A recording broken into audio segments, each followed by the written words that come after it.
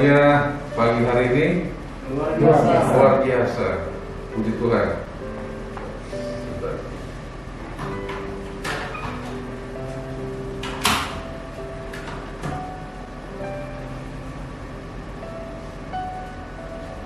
Mari kita terus berdoa, khususnya untuk salah satu istri pendeta kita yang ada di Batam, karena Ibu Erni namanya, istri dari Reverend Marpen di Batam, positif COVID-19. Kita dukung dalam doa. Dan juga hari ini tidak bisa hadir bersama dengan kita Bang Monang, salah satu orang di kantornya juga positif COVID-19, dan beliau sedang diisolasi mandiri.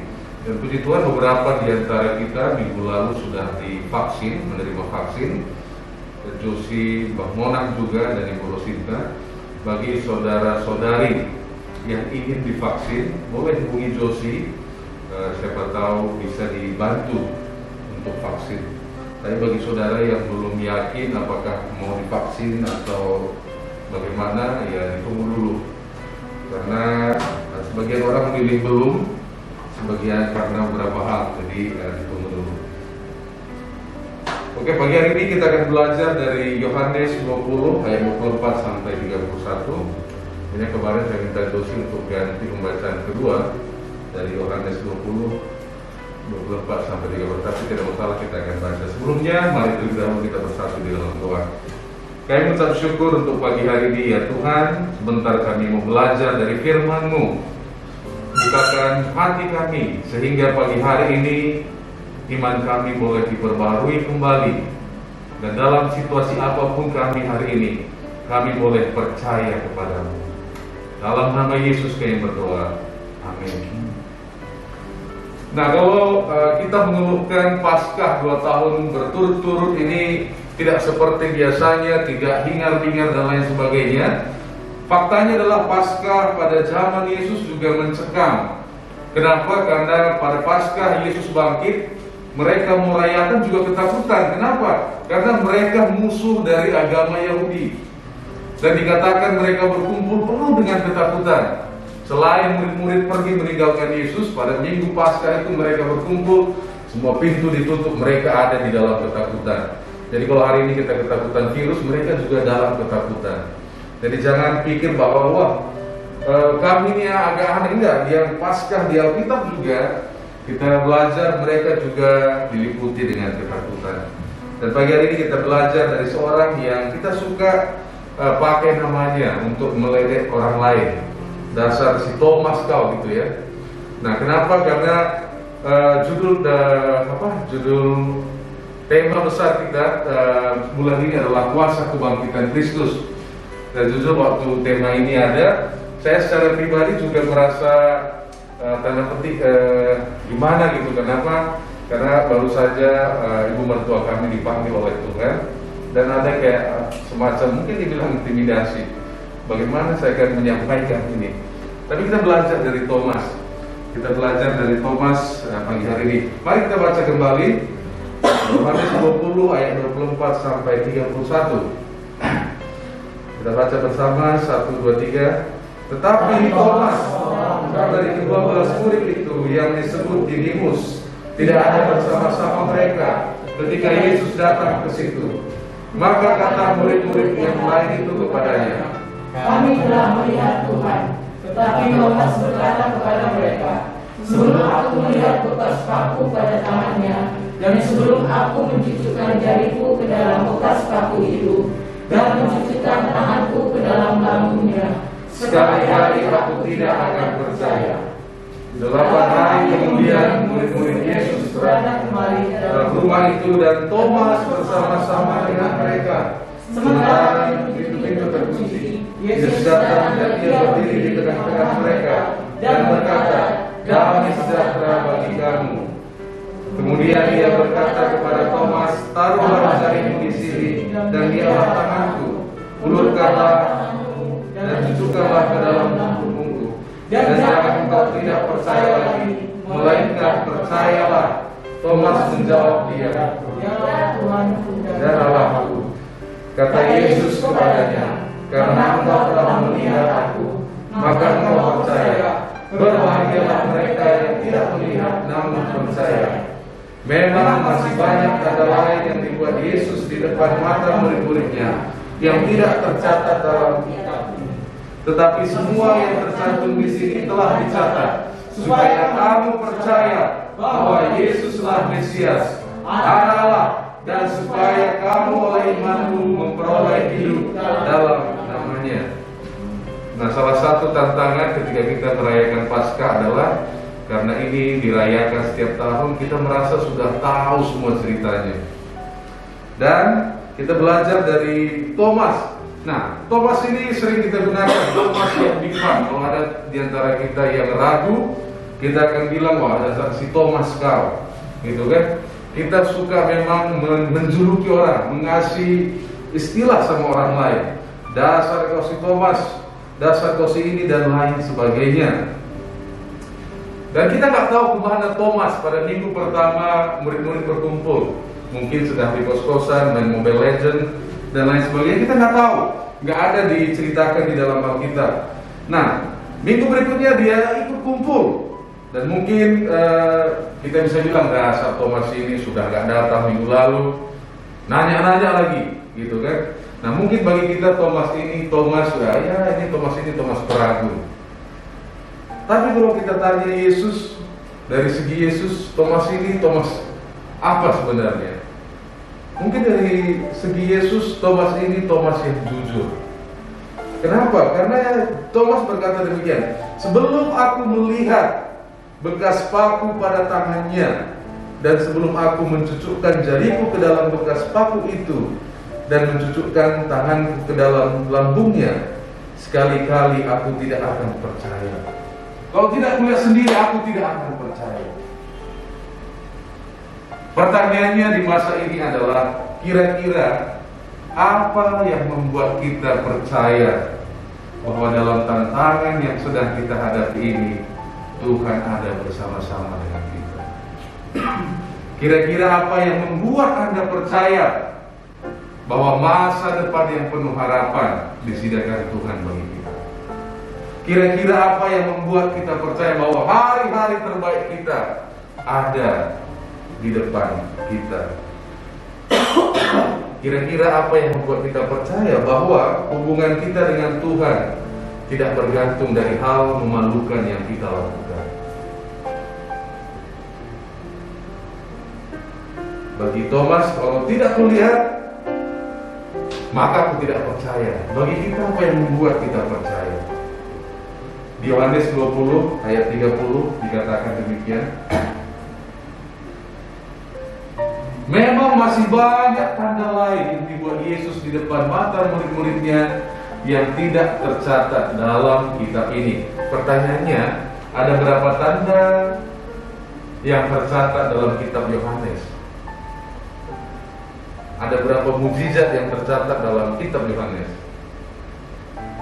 Yang pertama, mukjizat apa yang pertama? Yang mau menikah biasa tahu sih. Berarti si apostol belum menikah. Oke, yang pertama apa? Mengubah air menjadi anggur, Yohanes 2. Yang kedua, menyembuhkan anak pegawai istana, Yohanes 4. Yang ketiga, menyembuhkan orang lumpuh di kolam Bethesda. Yang keempat, memberi makan 5.000 orang. Nah, mukjizat yang satu ini ada keempat Injil. Oke, Injil itu 4 kitab pertama di kitab Perjanjian Baru ya. Jadi bukan semua Alkitab itu Injil. Injil 4 kitab pertama di Perjanjian Baru. Oke? Jelas ya. Jadi Injil itu hanya 4 kitab pertama. Yang lainnya ada ininya, ada apanya masing-masing, kriterianya masing-masing. Oke. Yang kelima, Yesus berjalan di atas air. Yang keenam, menyembuhkan orang yang buta. Yang ketujuh, wah ini angka 7 ini angka yang sakral bagi orang Yahudi. Mukjizat yang ketujuh, tanda yang ketujuh yang ada di kitab Yohanes apa? Nah ini kita belajar Alkitab. Ada yang tahu? Mukjizat yang ketujuh Lazarus bangkit dari kematian, dan ini adalah tanda yang terbesar.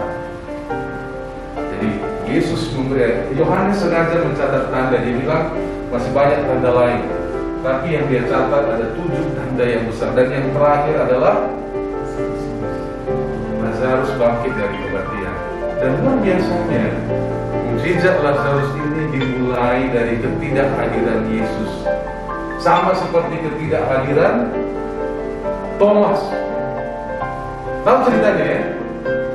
Jadi waktu itu Lazarus sakit, dan Yesus mendengar berita Lazarus sakit, dan Yesus berkata bahwa dia sengaja kan tidak hadir ya. Dan akhirnya pada hari keempat Lazarus mati. Nah, kita akan belajar dari sini. Kita buka ke Yohanes 11. Yohanes 11 ayat 32 sampai 35.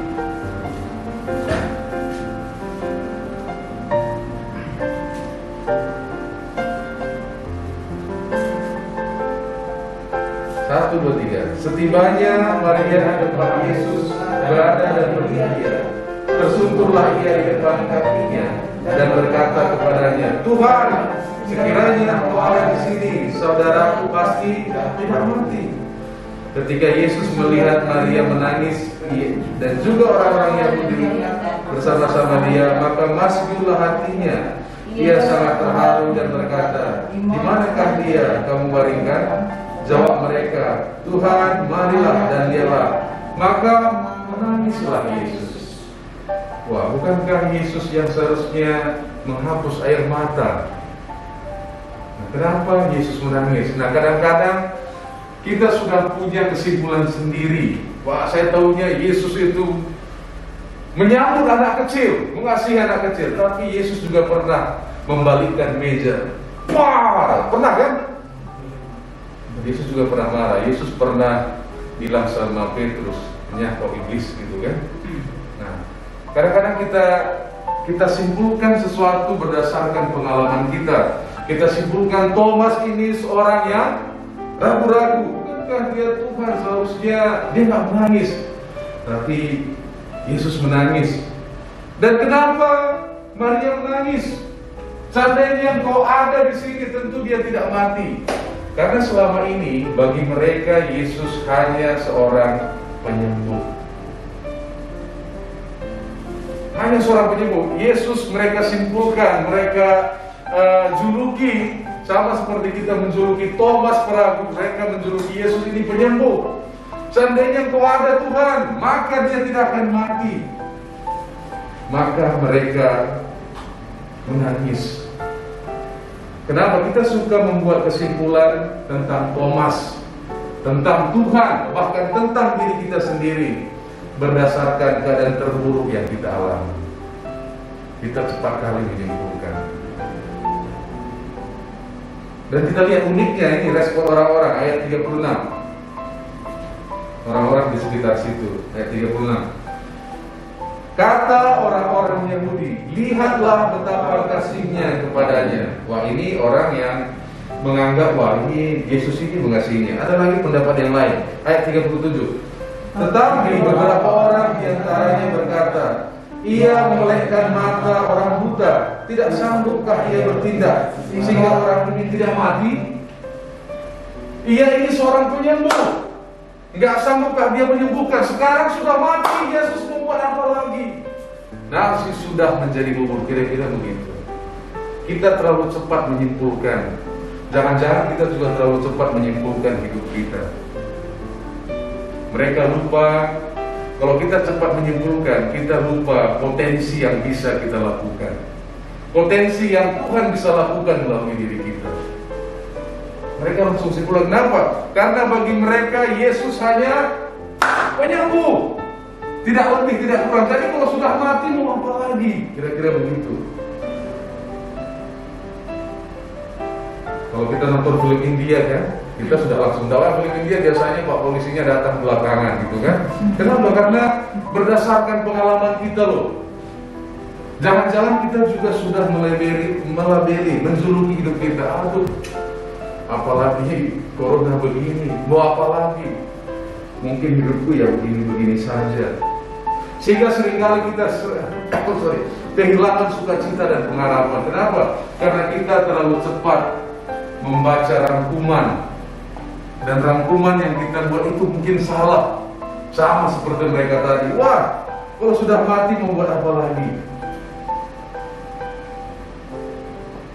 Seringkali kita dimintakan oleh kesimpulan atau rangkuman yang kita buat atas situasi yang kita hadapi, sehingga kita lupa potensi apa yang dapat dilakukan oleh Tuhan di dalam hidup kita. Mereka lupa bahwa Yesus sendirilah yang meminta untuk tinggal 2 hari lebih lama di Betania. Agar apa? Agar Yesus menunjukkan tanda yang ajaib bagi mereka. Dan kita tahu akhir cerita bahwa Lazarus bangkit. Yohanes 20 ayat 29. Yesus berkata kepada Thomas, kata Yesus kepadanya, karena engkau telah melihat aku, maka engkau percaya. Berbahagialah mereka yang tidak melihat namun percaya. Bagi siapakah ini dimaksudkan oleh Yesus? Berbahagialah mereka yang tidak melihat namun percaya. Kira-kira bagi siapa? Bagi kita ya. Karena Thomas sudah melihat semua tanda yang dituliskan oleh Yohanes. Tanda nomor 1 sampai tanda nomor 7. Thomas sudah lihat semuanya. Hari-hari dia melihat banyak mukjizat, bahkan orang mati dibangkitkan juga dia melihat. Tapi waktu murid berkata kami telah melihat Yesus, dia masih perlu yang lain. Kira-kira hari ini apa yang membuat kita percaya? Nah, tadi kita bilang berbahagialah mereka. Bagaimana kalau mereka itu adalah Maria dan Marta, saudaranya Lazarus? Kenapa? Kalau kita lihat di Yohanes 11, kita balik Yohanes 11 dan kita baca ayat 22 sampai 27. Sama-sama kita baca. Tetapi sekarang pun aku tahu bahwa Allah akan memberikan kepadamu segala sesuatu yang kau minta kepadanya. Soalnya ayat 22 sampai ini ya, 22 ya? Oke, ayat 23. Kata Yesus kepada Marta, saudaramu akan bangkit. 24. Kata Marta kepadanya, aku tahu bahwa ia akan bangkit pada waktu orang-orang bangkit pada akhir zaman. Jawab Yesus, akulah kebangkitan dan hidup. Barang siapa percaya kepadaku, ia akan hidup walaupun ia sudah mati. Dan setiap orang yang hidup dan yang percaya kepadaku tidak akan mati selama-lamanya. Percaya akan engkau akan hal ini?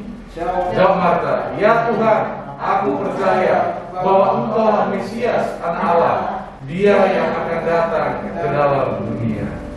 Sebelum Marta melihat Lazarus dibangkitkan, dia sudah memproklamasikan, ya Tuhan, aku percaya bahwa engkau adalah Mesias, Anak Allah.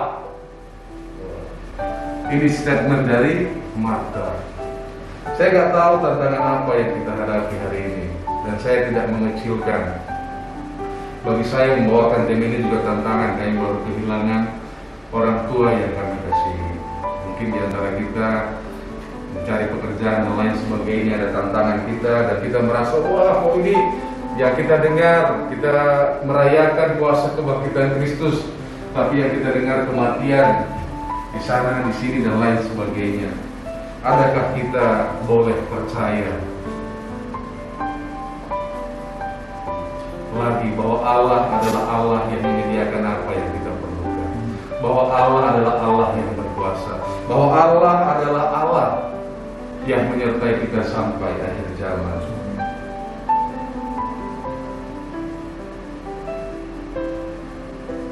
Dan luar biasanya kita berkata bahwa kita menjuluki Thomas adalah Thomas Diban yang tidak percaya, tapi respon dari Thomas setelah ini luar biasa. Dia berkata di ayat 29, di ayat 28, ayat 28. Thomas menjawab dia, ya Tuhanku dan Allahku. Salah satu komentari mengatakan bahwa Inilah pertama kalinya murid Yesus di antara ke-12 memanggilnya ya Tuhanku dan Allahku. Karena selama ini mereka memanggil Yesus Guru. Dan inilah bentuk pengakuan tertinggi dari yang kita juluki tadi ragu-ragu, bimbang.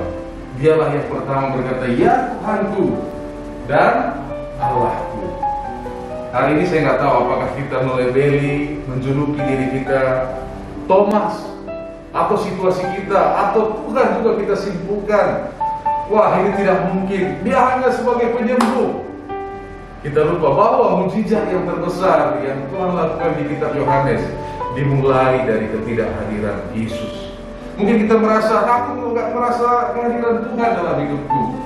Kita terlalu cepat menyimpulkan, sehingga kita lupa bahwa ada potensi besar yang Tuhan dapat lakukan melalui kehidupan kita.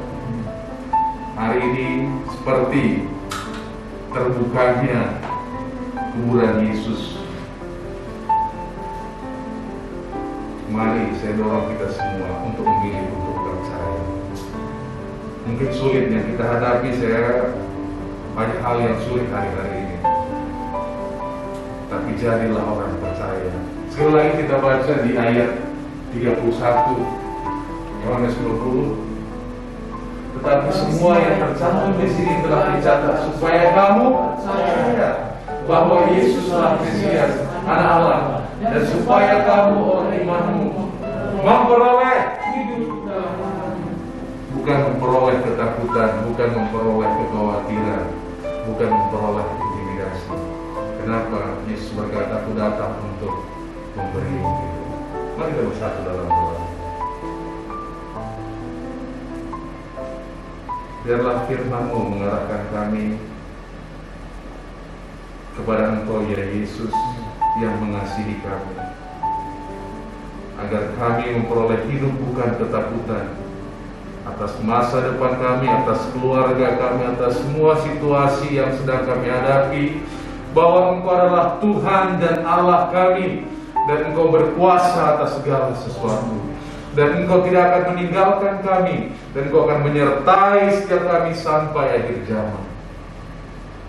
Dan biarlah Roh Kudus-Mu menuntun kami untuk melihat Yesus dan segala kemuliaan-Mu. Dalam nama Yesus kami berdoa. Amin.